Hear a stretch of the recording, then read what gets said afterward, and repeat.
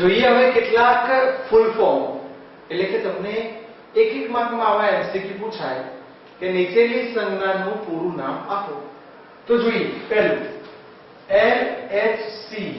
L એટલે large, H એટલે hadron અને C એટલે કોલાઇડર.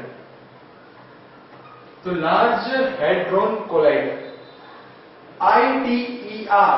I એટલે international, T thermonuclear, nuclear, E experiment, experimental, R એટલે એને કહીએ આપણે રિએક્ટર, રિએક્ટર. તો international thermonuclear experimental reactor. ECG electrocardiograph. ESR. E એટલે ઇલેક્ટ્રોન, S એટલે સ્પિન, R એટલે રેઝોનન્સ. આવું બોલાય electron spin resonance. NMR nuclear magnetic resonance.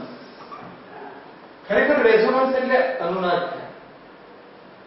EM આને કહેવાય ઇલેક્ટ્રો માઇક્રોસ્કોપ અથવા ઇલેક્ટ્રોન માઇક્રોસ્કોપ. AFM. A એટલે એટોમિક, F એટલે ફોર્સ, માઇક્રોસ્કોપ. આવા 7 ફૂલ ફોર્મ તમને એક્ઝામમાં કોઈ પણ એક પૂછી શકે. અથવા એવું કરવું હોય કે જોડકા જોડો નીચેના પૂર્ણ નામ આપો, એવું પણ ટ્વિસ્ટ કરશે.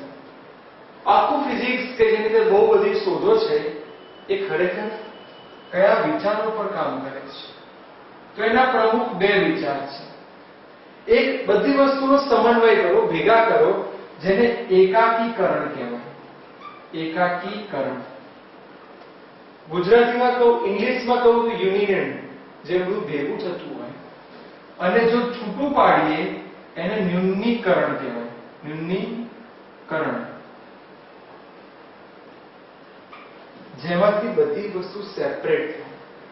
તો અહીં સુધી આપણે બધું જોયા. એમાં કેટલાક ફૂલ ફોર્મ જોયા, કેટલાક વિચારો જોયા, અને હવે આ ચેપ્ટરનું કંઈક IMP વસ્તુ ચાલશે. એટલે હવે જો વધારે ધ્યાન આપજો, પણ આ બધા ફૂલ ફોર્મ 1-2 વાર લખીને પ્રેક્ટિસ કરવી જ પડશે. ઓકે, જોઈ લો એકવાર.